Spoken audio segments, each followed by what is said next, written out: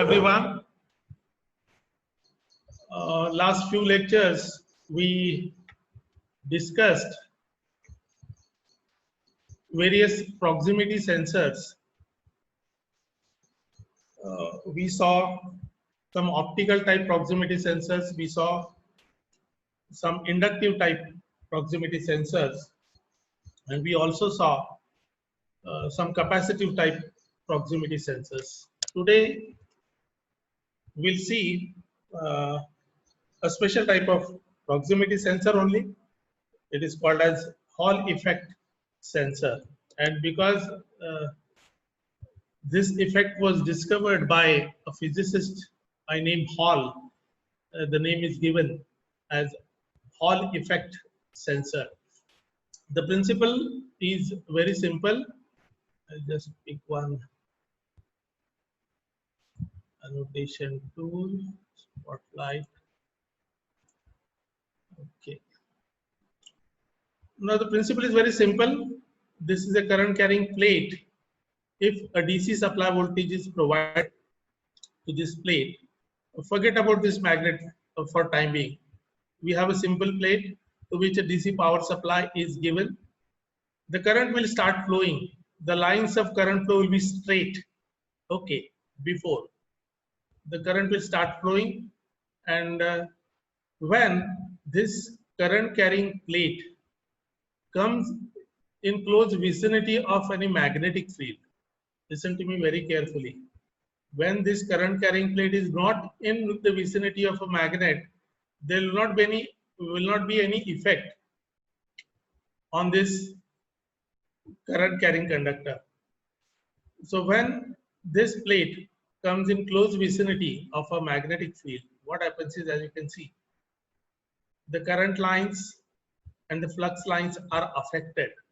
And what happens is, when this happens continuously, there will be, if across the plate, if we attach one voltage measuring device, because of continuous variation of this magnetic field, continuous interaction of this magnetic field with this current carrying plate, there will be a voltage that will be set up across the plate, and that voltage is called as Hall voltage. And this Hall voltage is developed only when this magnetic field is in the vicinity of this plate. When this magnetic field is not there in the vicinity of the plate, there will not be any effect on this current carrying plate, and hence there will not be any voltage. Only when this magnetic field comes in close vicinity, then only I can see the Hall voltage. Now this principle is utilized for developing some sensor transducers. These are particularly useful for level measuring devices. Let us say, if I have a pen, okay. If I have, let us say, a tank, assume it to be a tank, okay. Then this entire field, this plate, will be mounted here. Okay, it will take some time.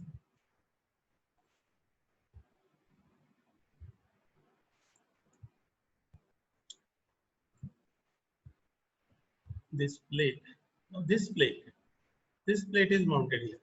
Okay.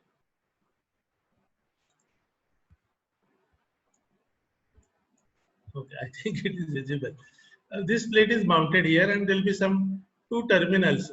There will be some supply volt, and there will be some output volt, Hall voltage terminal. I am going to show the Hall effect output voltage measuring device. Just two terminals are coming out, which will measure this Hall effect voltage here.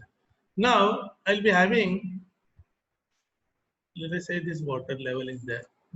When this is rising, so this water level is rising,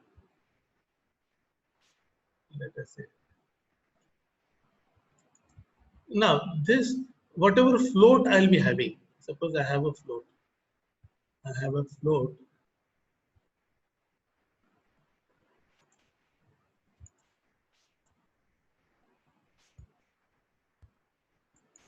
Okay. Now this float will be moving up. Hope you are getting whatever I'm trying to show. As the water level increases, this float will be moving up or it will be moving down depending upon the water level. Now this magnet will be connected to this float. Okay, this magnet will be connected to this float. Now what I said, what was the principle? When there is no magnetic field in the vicinity of this plate, there will not be any Hall voltage across the plate. And when this plate comes in the vicinity of this magnetic field, now what will happen? I have the set level. As the water level rises, this float will move up, and I have a magnet over there. And when this magnet comes in the vicinity of this plate, what will happen? There will be this Hall voltage that will be available. And this is so calibrated that for a particular position of the magnet, there will be particular amount of Hall voltage. Now this principle is used, this Hall effect principle is used for measurement of level in many of the mechatronic applications. Let us see the principle quickly. When a beam of charged particles passes through a magnetic field, forces act on the particles and the current beam is deflected from its straight line path. Thus, on one side of the disk will become negatively charged and the other side will become positively charged. This charge separation generates a potential difference, which is the measure of distance of magnetic field from the disk carrying current.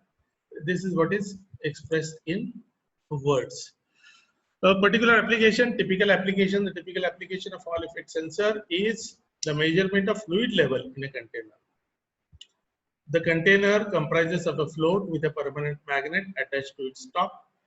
An electric circuit with a current carrying disc is mounted in the casing. When the fluid level increases, the magnet will come close to the disc and a potential difference generates. This voltage triggers a switch to stop the fluid to come inside a container.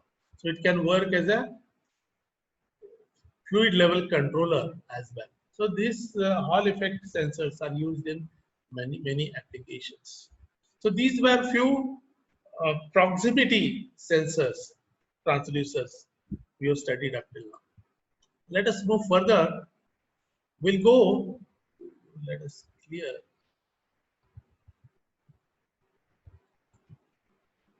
the drawings. Let us move to the next type of transducer, that is velocity and motion transducers. Up till now we have seen position transducers as such. Now we'll see velocity and motion transducers. Two types, though there are many types. As we have seen up till now, we have inductive type, resistive type, and capacitive type. So you will find all the transducers based on these three variety of principles: variable resistance type, variable inductance type, or variable capacitive types. Now here we will be studying one variable inductance type, that is variable reluctance. Inductance is also called as reluctance. Variable reluctance type velocity and motion transducers, and the optical type, that is photoelectric type velocity and motion transducers. So the first one, the variable reluctance sensor, if we see, a magnet in a sensor creates a magnetic field. As you can see in the bottom sketch, this is a rotating gear, right? And this reluctance or inductive sensor will be placed with some air gap in between the rotating object and this sensor. We have this sensor in our lab. When our college reopens, we can show you this variable reluctance type of speed and velocity measuring transducers. So what happens is, because of varying air gap, right? When the gear is rotating, I'll be having varying air gaps. So accordingly, I'll be having a waveform generated because the magnetic field set up by this magnet in the sensor will be interacting with a rotating object or a moving object. So what happens is, according to Faraday's law, once again, there will be some impressed voltage, right? So that impressed voltage frequency can be measured and the speed can be measured. Okay, depending upon the speed, the interruptions in the magnetic field will be different. The rate of change of magnetic field will be different. It will be based on the rate of change of air gaps. The rate of change of air gaps is dependent upon the speed or the angular velocity of this gear or the RPM of the gear. So the RPM of the gear through this varying magnetic field will be translated in the form of output voltage. Now this voltage, if I have got an analog meter, it will be showing my indication, the speed indication. It will be so calibrated that instead of voltage, it will be showing me the speed or RPM of the rotating shaft. I can always have a signal conditioning device ahead of it. This analog signal can be converted into digital signal and I can get a digital display of the speed. As a ferrous object moves by the sensor, the resulting change in the magnetic flux induces an EMF in the pickup coil, and this pickup coil gives me output voltage. So this is what is the principle of variable reluctance sensor transducer. So these are being cheaper, these are used in many industrial applications. This is a typical non-contact type velocity measuring device. We have seen the contact type uh, velocity measuring devices by in the form of a tachometer, which is a purely mechanical device, wherein the tachometer is pressed against the output shaft, and mechanically the dial indicator will indicate what is the RPM. That is the contact type. This is a non-contact type of variable reluctance type sensor transducer. Uh, it is used to measure, further description, it is used to measure speed and or position of a moving metallic object, senses the change of magnetic reluctance, which is analogous to electrical resistance near the sensing element. It requires signal conditioning circuitry to yield useful signal. What is the meaning of this? Ultimately, it will be showing me some output voltage, but I am interested in measuring the speed. So I should have a signal conditioning device which will convert this output voltage signal into a representative speed signal. So this can be done through a signal conditioning device. The second type of velocity measuring device is a photoelectric pickup. This also you must have seen earlier, probably. The principle we have seen earlier, the photoelectric principle. So I have this opaque disc which is connected to a shaft whose RPM is to be measured. So I'll be having holes in the periphery, the circumferential holes I have in the periphery. And this is rotated, this disc is rotated by this driving motor whose RPM is to be measured. So I have a light source, a photo emitter device, and I have one photo receiver device, or light emitting diode and light receiving diode, which will be generating the pulse output voltage. If the light beam, when this light beam passes through this hole, there will be the voltage pulse that will be developed. And when the light beam falls on the opaque part, try to imagine, sometimes there will be this opaque part and sometimes this hole will be there. So whenever the hole is there, while the shaft is rotating, there will be passage of light. And when the past light falls on this light sensor, there will be a voltage pulse that will be generated. And with this opaque part is coming in the path of this light, there will not be any voltage that is developed. So I'll be getting, so to say, a pulsed output. And this pulsed output frequency would be dependent on the pulsed output frequency would be dependent on the RPM of this rotating shaft. So this is the principle of photoelectric pickup. Words, it consists of an opaque disc mounted on the shaft whose speed is to be measured. The disc has a number of equispaced holes around the periphery. On one side of the disc, there is a source of light, while on the other side, there is a light sensor, a photosensitive device. It generates a pulse output which is proportional to speed of the rotating shaft. So this is also comparatively cheaper. So you'll find many photoelectric pickup usage in the measurement of angular velocity applications. Apart from this, there are many other speed sensing devices as well. You must have seen one stroboscope, which is a optical device which helps me in measurement of RPM of a rotating shaft. There also, it's a non-contact type speed sensing device. You must have heard of it, or you must have read it during your college days, earlier college days. So this that is rotating, whose RPM is to be measured. There are some chalk marks; those are made. Now that this, it will be rotating, and I have this stroboscope gun, which is generating a flickering light. Now the flickering frequency of this light beam, I'm talking about stroboscope. The photoelectric pickup is over. That slide I have not prepared, just I recollected, so I'm trying to explain to you the concept of stroboscope. So I have a disc which is rotating, on which I'll be having a vertical chalk mark, let us say. Mm. So when the disk makes one rotation, I'll be getting one mark a row. So as the rotations go on changing, uh, it will appear as if I got number of lines on the disk. This concept you must have seen. Now, this stroboscopic gun has a light device. So it is giving me, generating a flickering light.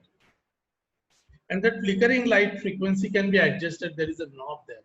And there is a display also. At what frequency or at what speed this flickering light is being generated. And I can adjust this flickering frequency. So what happens is, when this flickering light, a flickering beam, is made incident on this disc on which I have made a mark, a chalk mark. In the multiples of flickering frequencies, I'll be getting number of lines. If I am generating a flickering frequency twice that of RPM of the shaft, I might get two lines, those are appearing, which are 180-degree apart. Though I have marked only one line on this disk, because my flickering light frequency is double, it might appear as if there are two lines. If I make the flickering frequency 4 times, 4 lines might appear. So 4 lines at 90-degree each. Once again, even though I am having a single line on the disk, because my light flickering frequency is 4 times, 4 lines might appear. Now, my job is, I want to measure, my objective is to measure the RPM of the shaft. So I need to adjust the flickering frequency in such a way that even though the shaft is rotating along with the line, the flickering frequency of the flickering light, I need to adjust in such a way that the line which was appearing as a multiple line should appear as a single stationary line. So as I go on changing the flickering frequency, I might see number of lines. So I have to reduce or increase the flickering frequency of the light in such a way that I get a stationary single line. Right. Once I get the stationary single line, at that time I have to read. That means that the flickering light frequency has matched with the rotating frequency of the shaft. So that time, whatever reading of RPM that stroboscope is showing, that is the RPM of the rotating shaft. This is one more non-contact type speed measuring device which I have not included in the PPT, but which we frequently use.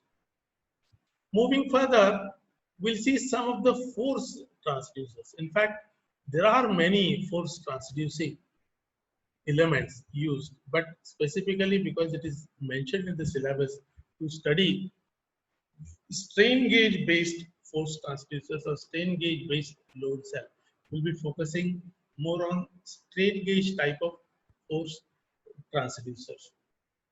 Now, apart from strain gauge, we have a mass balancing device. You must have used mass balance devices.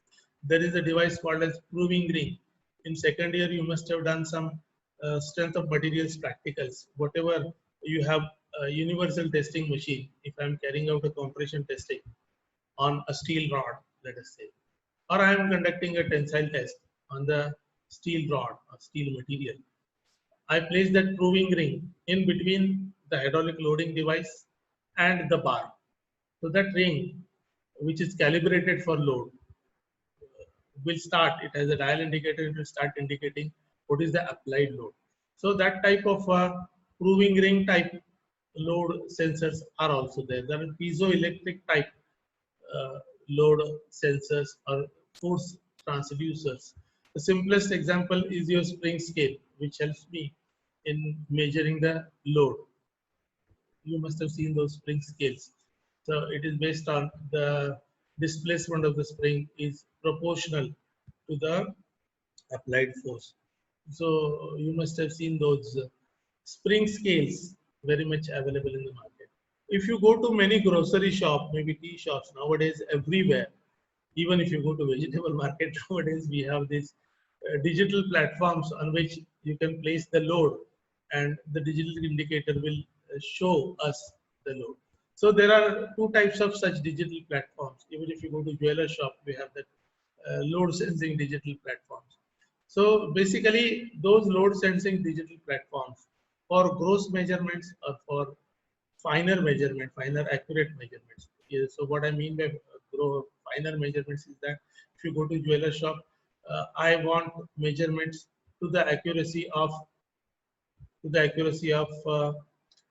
few microgram, even some few milligrams. Upon गुंजात measure करतो. So a few micrograms and few milligrams we need to measure. So the resolution of my load sensing device there would be different. And if I want to, you must have seen, if you go to any steel shop where the construction material, construction steel is purchased, there also you'll find the digital load cells. But there my gross requirement is in tons or in maybe hundreds of kilograms, because one bar might be measuring some few kilos, and if I put number of bars, Tor bars, twisted bars, which you have seen, must have visited those steel shops. So there also you'll find a digital platform or digital load cell, which is indicating the load applied or the force applied or the weight measuring device. So there my resolution requirements will not be in the form of micrograms or milligrams.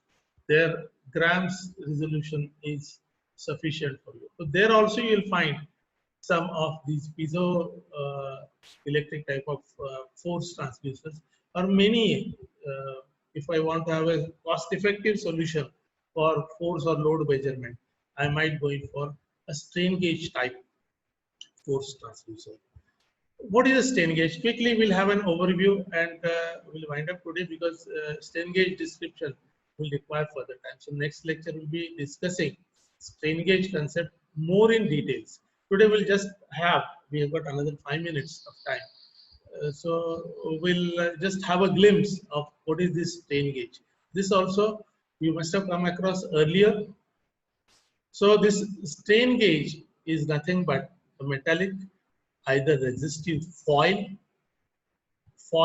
or a metallic resistive wire, which is in some 1/100th of a millimeter, or maybe in micromillimeter in some cases, or it will be in millimeters in big cases. So it's a very fine wire which has got some leads. Okay, so this is bonded between, it is sandwiched, this wire is sandwiched between these backing films or backing plates. Okay, so it will appear as a single thin sheet of paper. If you see in light, you can see the foil type of a strain gauge, or you can see the wire coil.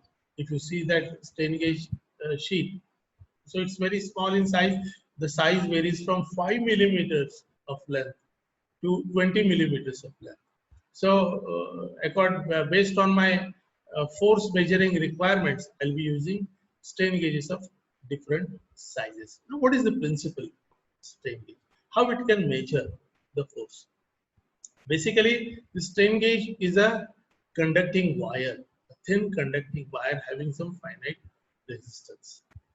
Okay, now as we know the material property of any metal as such, so when it is subjected to external load, either tensile load or a compressive load, it will undergo, first of all, it will be, stresses will be induced inside that material, and because of stresses, there will be some strain that will be induced in that material. What is the strain? Strain is nothing but change in length into divided by original length. Delta L upon L is strain epsilon. So what is happening when that wire is subjected to external load, either tensile or compressive? There will be increase in length or there will be decrease in length. So in other words, there will be increase in strain plus epsilon, there will be decrease in strain. So basically there will be increase or decrease of length. Now if you look at this expression we have seen earlier also. Resistance of a conducting wire is dependent upon resistivity of the material, which is based on the environmental factors. It is proportional to length of the conducting wire, and it is inversely proportional to cross-sectional area of that conducting wire. Resistivity being the material property, we'll not think of it right now. We'll think of the change in length property of the conducting wire. As we have seen, when the conducting wire is subjected to increase in length, increase plus delta L, there will be delta R, there will be increase in resistance by delta R. And when there will be, when this conducting wire is subjected to compression, there will be reduction in length minus delta L. So when I have minus delta L, I'll be having minus delta R. There will be decrease in resistance. So this is the principle on which the strain gauge, resistance type strain gauges work. So this property is utilized for converting the strain or change in length into change in resistance. Now by using appropriate balancing circuitry, this change in resistance is converted to change in voltage. And this change in voltage is related directly with strain of the material. Now these gauges are mounted on the specimen where I want to measure the force applied, where I want to measure the force applied. So that force will be converted into change in resistance, and that change in resistance will be converted into change in voltage in the balancing circuitry. And this analog signal, as I said, can be converted into equivalent digital voltage, and I can have appropriate digital display of the load corresponding to digital display of the voltage which corresponds to the applied load, either compressive load or tensile load. I think we'll stop for today. Somebody had raised their hand. Can you unmute and talk? You can, if you have a question, you can talk, please. Somebody had raised hand. If not, we'll stop for today. And tomorrow, next class, we'll once again discuss the strain gauges in details. We'll see what are different types of strain gauges, how they work, and how they are used in different types of load cells or different types of force transducers. So bye for now. We'll stop for today. Next class, we'll discuss the strain gauge load cells much more in detail. So thank you. Take care of yourself. Bye for now. Thank you.